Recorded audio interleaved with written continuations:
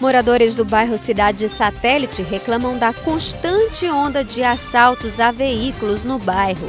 Lei aprova que agressou a mulher no Rio Grande do Norte pague multa.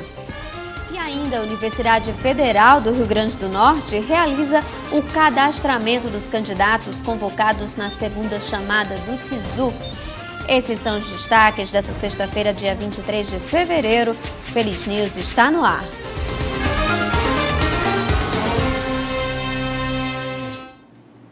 Boa noite. A Secretaria de Segurança Pública divulgou a estatística aqui no Rio Grande do Norte para assaltos a veículos em 2017. Foram 8.326 roubos, dá quase um carro roubado por hora.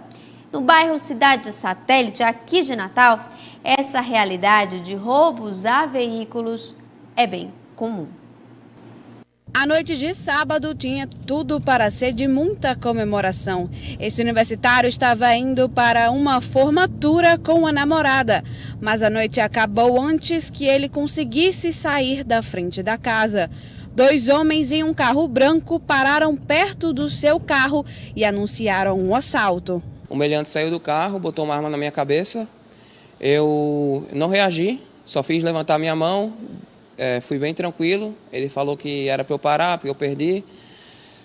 Saí, entrei dentro, me agachei, botei a mão na cabeça, fiquei deitado no chão, enquanto ele saía. Nessa hora que eu estava deitado no chão, ele mandou olhar para ele e disse que ia só fazer uma missão e depois ia abandonar o carro.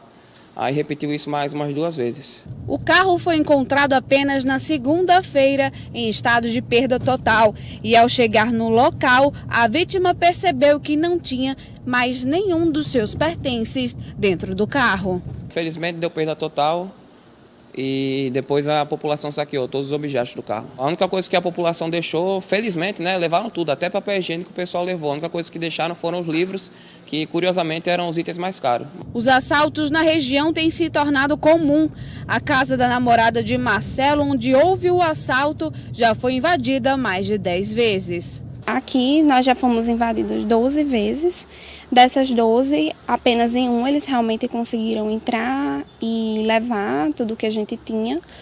Mas as outras 11 tentativas foi realmente tentando realizar o assalto. E nas 11 a gente estava em casa. Somente naqueles realmente invadiram, coincidiu, graças a Deus, em a gente não estar. O assalto aconteceu bem de frente a esta casa, aqui na frente da calçada. E de acordo com moradores da rua, quase todas as casas já foram invadidas. As invasões têm até data específica. Aconteceram sempre aos domingos, quando a rua fica sem vigilância. De segunda a sábado, a gente tem um vigilante particular, que ele fica fazendo ronda aqui nas ruas do satélite. E aí domingo e feriados, na verdade, são os únicos dias que ele não trabalha. E aí essas tentativas, de assalto sempre eram quando a gente estava em casa, então a gente escutava tudo.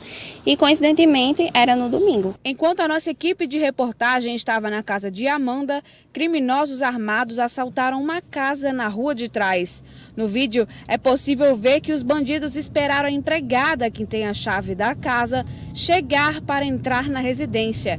Eles ficaram cerca de 40 minutos lá dentro, fizeram um arrastão e levaram um carro.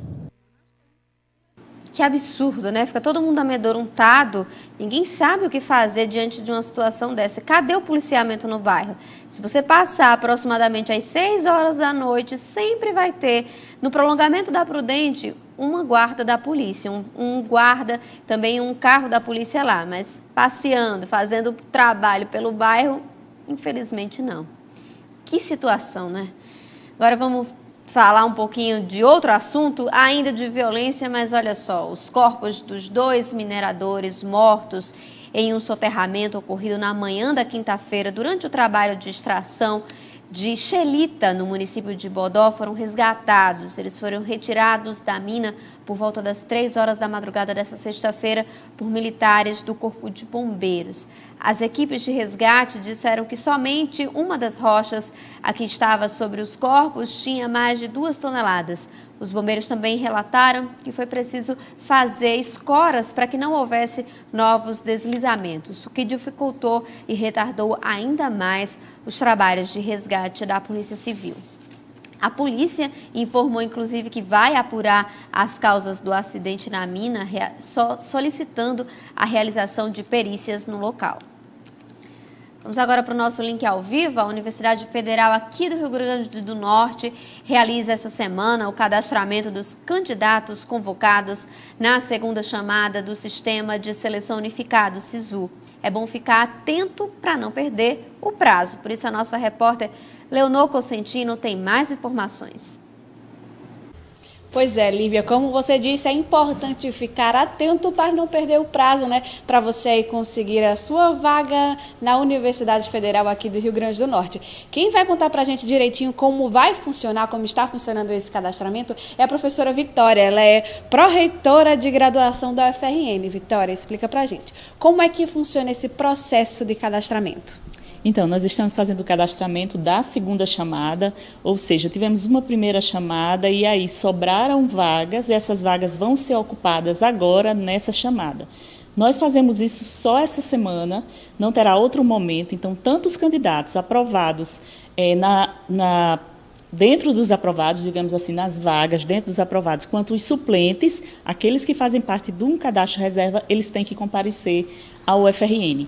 Para as vagas, né, para os cursos daqui de Natal e da Escola Agrícola de Jundiaí, o cadastramento está sendo feito aqui na Escola de Ciência e Tecnologia, na UFRN, e hoje tem cursos, agora à tarde tem um grupo de cursos. Desde quarta-feira nós iniciamos esse cadastramento e amanhã nós teremos o dia dos retardatários. Então, quem não conseguiu fazer até hoje, que eu não consegui fazer até hoje, poderá ir amanhã ao UFRN para fazer isso. No interior se encerra hoje à tarde, Caicó, Currais Novos e Santa Cruz. Então é importante esses alunos que ficaram na suplência prestar bem atenção nessas datas aí, porque é data diferente para o campi aqui de Natal e para o campi dos interiores, é isso? É isso mesmo. Para Natal, hoje temos um grupo de cursos da área de humanas, como pedagogia, direito, hoje à tarde tem um grupo enorme. E aí eu convido realmente os candidatos a consultarem o edital que está na nossa página, sisu.frn.br, bem como a lista dos convocados. Lá na lista, o candidato vai ver se ele foi aprovado, vai ter aprovado ou vai ter suplente. Ou seja, suplente é aquele que ele fica na espera se surgir uma vaga. Surgirão vagas, certamente. Então, os candidatos precisam estar cadastrados para concorrerem a essas vagas. E esses futuros alunos, se Deus quiser, da UFRN, qual a documentação necessária que eles precisam levar para fazer esse cadastramento? São documentos de identificação pessoal, mas tem um rol de documentos que consta do edital, que está na página sisu.frn.br, que é interessante o candidato consultar. Por quê? Se o candidato ele se inscreveu como cotista, tem um grupo de documentos que ele tem que apresentar.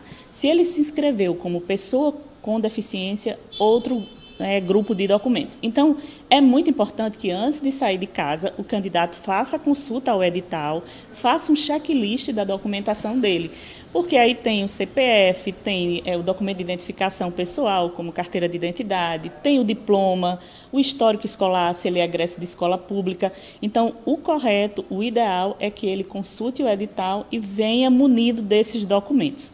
Pode trazer cópias legíveis, que nós faremos a autenticação no local. Professora, como você disse, tem alguns alunos que são cotistas, né? Se esses alunos que não tiver como comprovar a cota, tem algum documento ou outro que ele pode correr atrás, tentar fazer, ou eles acabam perdendo a vaga por não conseguir comprovar? Então, ele tem que dar uma olhada no edital, porque, a depender da situação, existe declaração de responsabilidade. Bom, se ele de repente não consegue comprovar que é um estudante de baixa renda, por quê? Porque o pai está desempregado. No edital, tem explicando o que ele deve fazer. Mas o ideal é que ele consulte, vá hoje, se for um curso, se for de um dos cursos de hoje à tarde, e amanhã esteja lá sem falta, que é a última chance que ele tem de fazer isso. Professora, só para a gente encerrar, um assunto muito importante é que os alunos têm que comparecer no campo que eles vão ser alunos, né? Não adianta você ser do campo de Caicó e vir aqui para Natal fazer o cadastramento. Tem que ser no campo que você vai cursar, é isso? Isso. Em algumas situações, como é o caso da Escola Agrícola de Jundiaí, é feita aqui em Natal, ou em alguma situação de que, de forma alguma, o estudante consegue estar naquela cidade, digamos que ele esteja aqui em Natal, com toda a documentação completa, mas ele é um estudante de Caicó, ele entra em contato conosco, com a coordenação, explica a situação, e aí, em alguns casos muito específicos, pode-se abrir uma exceção para ele não perder a vaga. A vaga do estudante na Universidade Federal do Rio Grande do Norte é uma vaga muito preciosa, é uma universidade de qualidade, de excelência, que trabalha com ensino, pesquisa, extensão, então o estudante tem que ficar muito atento e não perder a sua vaga. É verdade, muito obrigada, viu, Vitória, pelos esclarecimentos. Então é isso, Lívia, você que está em casa, é importante não perder aí o prazo para o cadastramento, para não perder essa oportunidade de cursar uma graduação na Universidade Federal aqui do Rio Grande do Norte, né, Lívia? Com certeza, uma oportunidade única que ninguém deve perder, né? Agora, olha só, um homem de 23 anos foi executado a tiros na tarde dessa quinta-feira no bairro de Santa Delmira, em Mossoró.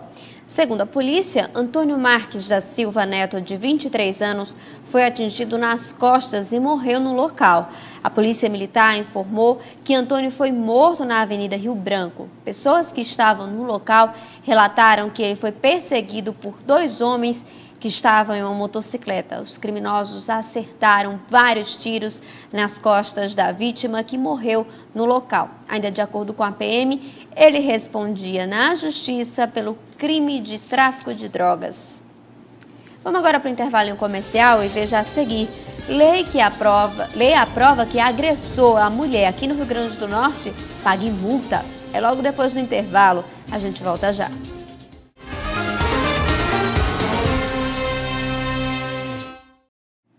Aprovado em dezembro do ano passado na Assembleia Legislativa, agora os agressores de mulheres serão passíveis de prisão e também de multa.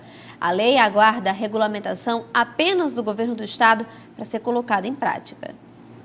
Segundo dados do Observatório da Violência do Rio Grande do Norte, no ano passado, uma mulher foi assassinada no estado a cada 2 dias, em média. Já o Instituto de Pesquisa Econômica Aplicada, o IPEA, o estado é um dos 15 piores para ser mulher, ou seja, está entre os mais violentos do país. Mas agora os agressores de mulheres serão passíveis de multa. A lei foi aprovada ano passado na Assembleia Legislativa e promulgada em janeiro de 2018. Essa lei ela vai determinar multas aos homens, às pessoas que agridam as mulheres, né, no contexto familiar e doméstico. Muitas vezes a gente só consegue educar quando mexe no bolso.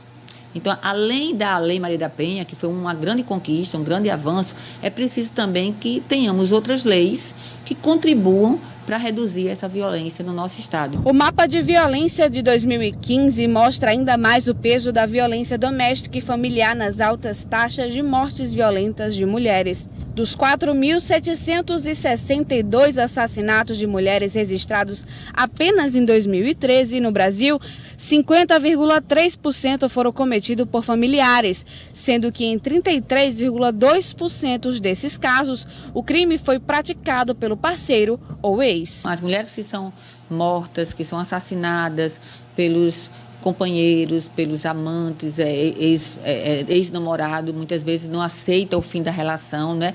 E mata a mulher só porque ela é mulher.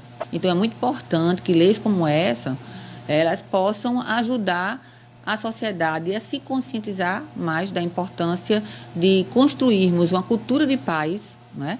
E a partir dessa lei a gente, digamos assim, esses agressores terem receio, né, de agredir e passar a respeitar a mulher. No Brasil, o cenário mais preocupante é o do feminicídio cometido por parceiro íntimo, em contexto de violência doméstica e familiar, e que é geralmente precedido por outras formas de violência e, portanto, poderia ser evitado. O número de mortes matadas de mulheres aumentou de 12 para 20. E pode ser que no desenrolar da investigação se descubra que outros casos desses também foram casos de feminicídio. As multas previstas nesta lei serão regulamentadas pelo Poder Executivo e os valores recebidos quanto à aplicação das multas previstas serão utilizados nas políticas públicas voltadas ao combate e à redução da violência doméstica e familiar contra a mulher.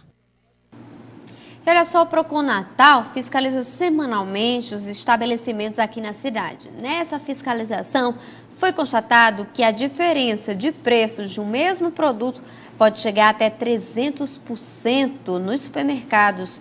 E como o consumidor deve agir diante de tanta diferença no valor?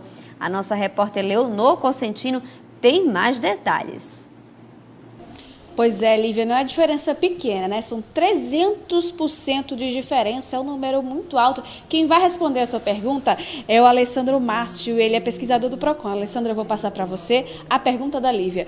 Como é que o pessoal de casa pode agir quando vê uma diferença tão grande de 300% de um supermercado para o outro? Nesses casos, a pesquisa identificou esses preços devido às promoções que os mercados estão fazendo agora, né? Então, alguns mercados têm o valor bem abaixo dos outros e para chamar atenção. Não significa realmente que ele pratica aquele preço, mas especificamente em alguns dias, certos supermercados estão fazendo essa diferenciação. Estão colocando os preços lá embaixo para atrair cliente. Mas é possível que a gente encontra mais na seção de frutas e verduras que se encontra mais. É uma tática do comércio. Agora, Alessandro, me diz uma coisa, mesmo o supermercado sendo de empresa privada, né, uma empresa privada, o consumidor ainda assim pode encontrar um jeito de se defender achando um preço abusivo de um produto, ou o supermercado pode implementar qualquer preço nesse produto, realmente tem como ser considerado um produto com um preço abusivo? Deixa eu ver a sua pergunta. Um preço abusivo não, porque seria assim livre comércio. Livre comércio. Ele pode praticar esses preços. O que está se encontrando são preços abaixo do normal, que está dando essa diferenciação. Não que ele esteja praticando um preço elevado. É mais nesse caso. Mas o Procon dá um alerta nessas coisas, caso identifique que hoje em dia a relação entre consumidor e fornecedor está melhorando. Quando um consumidor encontra um preço diferente em um supermercado e o mesmo produto em outra rede, ele tem até a negociação na hora. Essas coisas, o Código do Consumidor veio melhorar essa relação de consumidor e cliente. No caso que você me perguntou da diferenciação do preço abusivo, mas no caso não é um preço abusivo, são promoções que os mercados estão fazendo e estão botando preço abaixo para ficar. Enquanto um supermercado, deixa eu explicar melhor, enquanto o supermercado está com preço normal, tem redes de supermercados fazendo promoções deixando o preço bem abaixo. E está dando essa diferenciação. Seria bom para o consumidor ele ir no supermercado e aproveitar as promoções que existem naquele dia, né?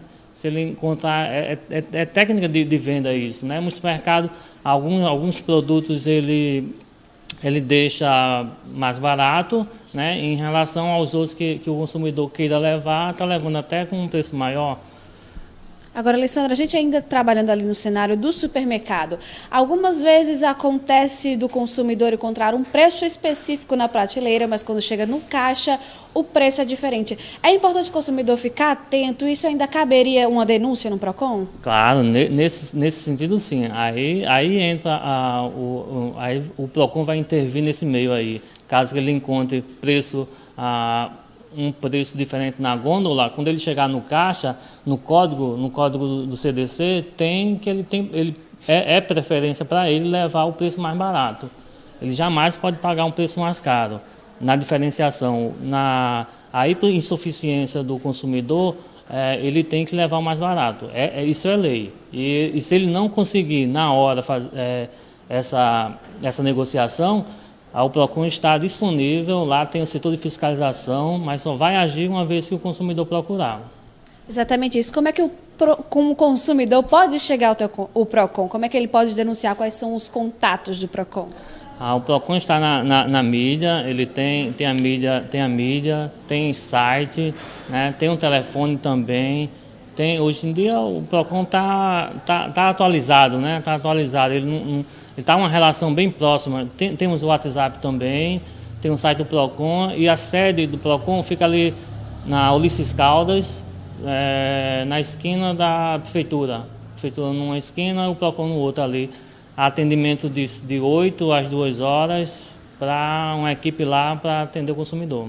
Perfeito, obrigada, viu, Alessandro? Então é isso, Lívia.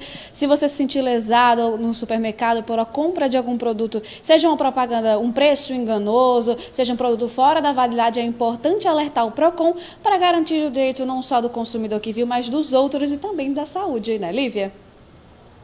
Com certeza. Muito obrigada, Leonor, pelas informações. Agora vamos para uma notícia boa, né? Para o alívio de 13 mil habitantes, o município de Santana do Matos, na região central potiguar, voltou a ter água nas torneiras, isso nessa quinta-feira, segundo a Companhia de Águas e Esgotos do Rio Grande do Norte, a CAERN. O abastecimento foi retomado. O fornecimento havia sido interrompido no dia 27 de novembro do ano passado, em razão do açude que abastece a cidade, o Rio Pedra, ter secado por causa da falta de chuvas na região. O reservatório tem capacidade para 12 milhões de metros cúbicos de água. Vamos agora para o intervalo comercial. Veja a seguir, Polícia Federal cumpre no Rio de Janeiro mandados de prisão por desvios de recursos na Fé Comércio. É logo depois do intervalo, a gente volta já.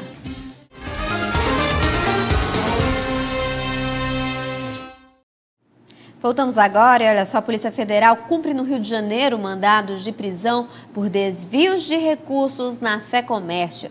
Processos de Lula, Gedel, Cunha e Henrique Alves são transferidos para a 12ª Vara e ainda a Turquia acusa Estados Unidos de dar dinheiro a terroristas na Síria. Confira agora o nosso giro de notícias.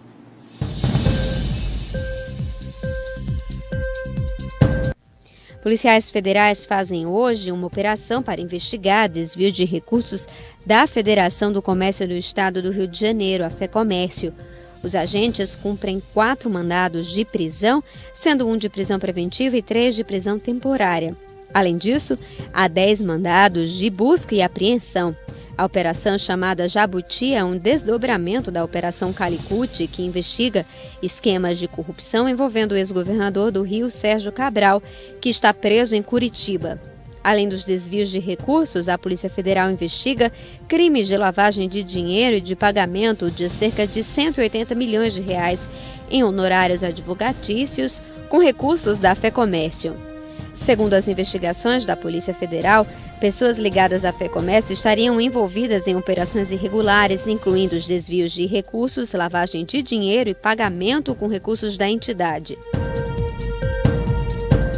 Os processos envolvendo o ex-presidente Luiz Inácio Lula da Silva, o ex-deputado Gedel Vieira, Eduardo Cunha e Henrique Eduardo Alves, além do doleiro delator Lúcio Funaro, saíram da jurisdição do juiz Valisney Oliveira, da 10ª Vara Federal, e foram transferidos para a 12ª Vara Federal, cujo titular é o juiz federal Marcos Vinícius Reis. São ações oriundas das operações Eloste, Sepsis e Cui Bono. As ações referentes a esses réus já aparecem distribuídas no sistema da Justiça Federal. A mudança dos processos é resultado da decisão do presidente do TRF da 1ª Região, o desembargador Hilton Queiroz, que por meio de uma resolução converteu a 12ª Vara Federal em unidade especializada em crimes contra o sistema financeiro e lavagem de dinheiro. O presidente da Turquia, o islamista Recep Tayyip, criticou hoje os Estados Unidos por apoiar as milícias curdas na Síria, ao denunciar que Washington planeja dar centenas de milhões de dólares ao grupo terroristas. em referência ao que a Turquia considera planos dos Estados Unidos para financiar uma milícia curda aliada de Washington contra o jihadista Estado Islâmico.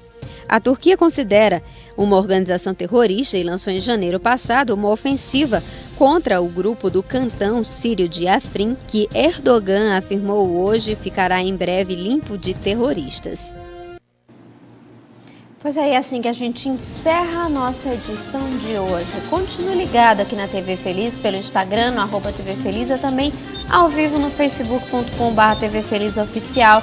Não esqueça de fazer sua sugestão de pauta para o nosso contato no WhatsApp, que é o 87014724.